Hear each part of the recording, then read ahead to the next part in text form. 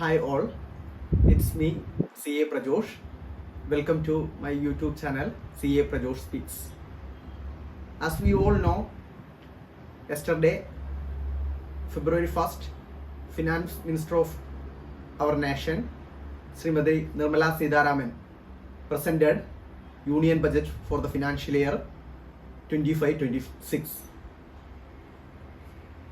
So, today we are discussing about union budget. കേന്ദ്ര ബജറ്റിനെ പറ്റിയാണ് ഇന്നത്തെ നമ്മുടെ ചർച്ച. നിങ്ങൾക്ക് ഏവർക്കും അറിയുന്ന പോലെ തന്നെ ഏറ്റവും പ്രധാനമായ മാറ്റം 12 ലക്ഷം വരെയുള്ള വരുമാനം ഇനി മുതൽ നികുതി വിധേയമല്ല എന്നുള്ളതാണ്. അതായത് ഒരാളുടെ വരുമാനം 12 ലക്ഷത്തിന് താഴെയാണെങ്കിൽ ഒറ്റ രൂപ പോലും അയാൾ നികുതി അടയ്ക്കേണ്ടതില്ല. എന്നാൽ അതേ ആളുടെ വരുമാനം 12 ലക്ഷത്തിന് മുകളിലാണ്, എക്സാമ്പിൾ 13 ലക്ഷമാണെങ്കിൽ അയാൾ നികുതി അടയ്ക്കണം. അയാളുടെ 4 ലക്ഷം വരെയുള്ള വരുമാനം ഒട്ടും നികുതി അടയ്ക്കേണ്ടതില്ല. 4 മുതൽ 8 വരെയുള്ള ലക്ഷം വരെയുള്ള വരുമാനത്തിന് 5%, 8 ലക്ഷം മുതൽ 12 ലക്ഷം വരെയുള്ള വരുമാനത്തിന് 10%, 12 ലക്ഷത്തിന് മുകളിലുള്ള വരുമാനത്തിന് 15%. സ്ലാബ് ഇങ്ങനെയാണ്. Income tax slab 0 to 4 lakhs nil, 4 to 8 5%, 8 to 12 10%, 12 to 16 15%, 16 to 20 20%, 20 to 24 25%, above 24 lakhs 30%. ഒരു സാലറീഡ് ആയ ആളെ സംബന്ധിച്ച് അയാളുടെ 12,75,000 വരെയുള്ള വരുമാനത്തിന് നികുതി അടയ്ക്കേണ്ടതില്ല. കാരണം അയാൾക്ക് സ്റ്റാൻഡേർഡ് ഡിഡക്ഷനായി 75,000 രൂപ അധികം ക്ലെയിം ചെയ്യാവുന്നതാണ്. അപ്പോൾ ഒരു ശമ്പളേതര വരുമാനക്കാരൻ 12 ലക്ഷം വരെയും ശമ്പളക്കാരനായ വരുമാനക്കാരൻ 12,75,000 വരെയും വരുമാനം ഉണ്ടാക്കിയാൽ പോലും അയാൾ ടാക്സ് ഒന്നും നൽകേണ്ടതില്ല. നേരത്തെ ഇത്തരത്തിൽ ഒരു 12 ലക്ഷം വരുമാനമുള്ള ആള് 80,000 അടുത്ത് ടാക്സ് നൽകേണ്ട സാഹചര്യം ഉണ്ടായിരുന്നു. ആ ആളുടെ നിലവിലെ സാഹചര്യം 0 ടാക്സ് അടയ്ക്കുക. മുതിർന്ന പൗരന്മാരുടെ 50,000 വരെയുള്ള പലിശ വരുമാനം മുമ്പ് ടാക്സബിൾ ആയിരുന്നില്ല. നിലവിൽ അത് 1 ലക്ഷം വരെയായി ഉയർത്തിയിട്ടുണ്ട്. തൽഫലമായിട്ട് TDS-ലും സ്രോതസ്സിൽ നിന്നുള്ള വരുമാനത്തിലും ഈ രംഗത്ത് അതേ മാറ്റമുണ്ട്. 1 ലക്ഷം വരെയുള്ള പലിശ വരുമാനത്തിന് TDS-ഉം അപ്ലിക്കബിൾ അല്ല. മറ്റ് മുതിർന്ന പൗരന്മാരല്ലാത്ത പൗരന്മാരുടെ കേസിൽ വരുമ്പോൾ മുമ്പ് 40,000 ആയിരുന്നു അവരുടെ ലിമിറ്റ്. അത് ഉയർത്തി 50,000 വരെ ആക്കിയിട്ടുണ്ട്. 50,000 വരെയുള്ള പലിശ വരുമാനത്തിന് നികുതി ഡിഡക്ഷനുണ്ട്. TDS-ൽ തന്നെ മറ്റ് ചേഞ്ചസും വന്നിട്ടുണ്ട്. മറ്റൊരു പ്രധാന ചേഞ്ച് അത് റെന്റുമായി ബന്ധപ്പെട്ടാണ്. വാടക 2,40,000 വരെയുള്ള വാർഷിക വാടക വാങ്ങുന്ന ആളുടെ ആ വാടക അതിൽ 10% TDS കട്ട് ചെയ്തിട്ടായിരുന്നു ഇതുവരെ നൽകിയിരുന്നത്. ഈ 2,40,000 എന്ന ലിമിറ്റ് ഉയർത്തി 6 ലക്ഷമാക്കി മാറ്റിയിട്ടുണ്ട്. 6 ലക്ഷത്തിന് മുകളിൽ വാടക നൽകുന്ന അവസരത്തിൽ മാത്രം ഇനി മുതൽ TDS കട്ട് ചെയ്താൽ മതി.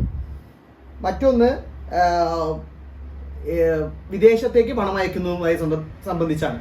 LRS സ്കീം വഴി, RBIയുടെ LRS സ്കീം വഴി വിദേശത്തേക്ക് പണം അയക്കുമ്പോൾ അത് എഡ്യൂക്കേഷൻ പർപ്പസിനും അതിലേക്കുള്ള ഫണ്ട് ലോൺ വഴി സ്പെസിഫൈഡ് ഫിനാൻഷ്യൽ ഇൻസ്റ്റിറ്റ്യൂഷൻ എന്നുള്ള ലോൺ വഴിയാണെങ്കിൽ മുമ്പുണ്ടായിരുന്ന TCS ഇപ്പോൾ അപ്ലിക്കബിൾ അല്ല.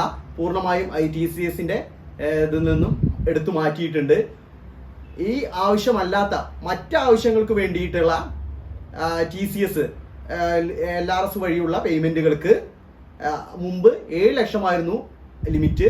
ആ ലിമിറ്റ് ഉയർത്തി 10 ലക്ഷത്തിന് മുകളിൽ ഈ ആവശ്യങ്ങൾക്ക് വേണ്ടി വിദേശത്തേക്ക് പണം അയക്കുമ്പോൾ മാത്രമാണ് TCS ഇനി മുതൽ അപ്ലിക്കബിൾ ആയിട്ട് വരുന്നത്. TDS-ൽ മറ്റൊരു മാറ്റം വരുന്നത് അത് ലാഭവിഹിതം ഡിവിഡൻഡുമായി ബന്ധപ്പെട്ടാണ്. മുൻപ് 5,000 വരെയുള്ള ഡിവിഡൻഡുകൾക്ക് TDS അപ്ലിക്കബിൾ ആയിരുന്നു.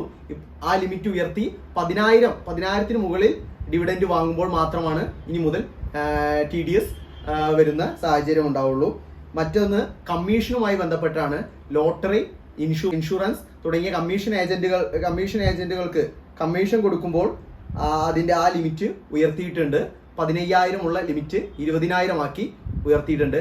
മറ്റൊന്നുള്ളത് പ്രൊഫഷണൽ ചാർജസുമായി ബന്ധപ്പെട്ടാണ്. പ്രൊഫഷണൽസിന് പേയ്മെന്റ് കൊടുക്കുമ്പോൾ 30,000 മുകളിലായിരുന്നെങ്കിൽ അതിന് 10% TDS കട്ട് ചെയ്യുന്ന സാഹചര്യം മാറി 50,000 മുകളിലുള്ള പേയ്മെന്റുകൾക്ക് ഇനി മുതൽ TDS കട്ട് ചെയ്താൽ മതി. ഈ ഇൻഡിവിജ്വൽ ടാക്സേഷനും മറ്റുമായി ബന്ധപ്പെട്ട് മറ്റൊരു പ്രധാന ചേഞ്ച് ഉള്ളത് അപ്ഡേറ്റഡ് റിട്ടേൺ എന്നുള്ളതാണ്. കഴിഞ്ഞ ഏതാനും വർഷങ്ങൾക്ക് മുമ്പാണ് സെൻട്രൽ ബജറ്റിൽ അപ്ഡേറ്റഡ് റിട്ടേൺ എന്ന പുതിയ സ്കീം വന്നത്. അത് പ്രകാരം പ്രീവിയസ് 2 വർഷത്തെ റിട്ടേൺ നമുക്ക് അപ്ഡേറ്റ് ചെയ്യാൻ അവസരമുണ്ട്, അല്ലെങ്കിൽ പുതിയ റിട്ടേൺ ടാക്സ് അടച്ചുകൊണ്ട് പുതിയ റിട്ടേൺ ഫയൽ ചെയ്യാൻ അവസരം ഉണ്ടായിരുന്നു. ആ ലിമിറ്റ് 2 എന്നതിൽ നിന്ന് 4 വർഷങ്ങളുടെ ഫയൽ ചെയ്യാനുള്ള അവസരമാണ് ഇപ്പോൾ വന്നിട്ടുള്ളത്.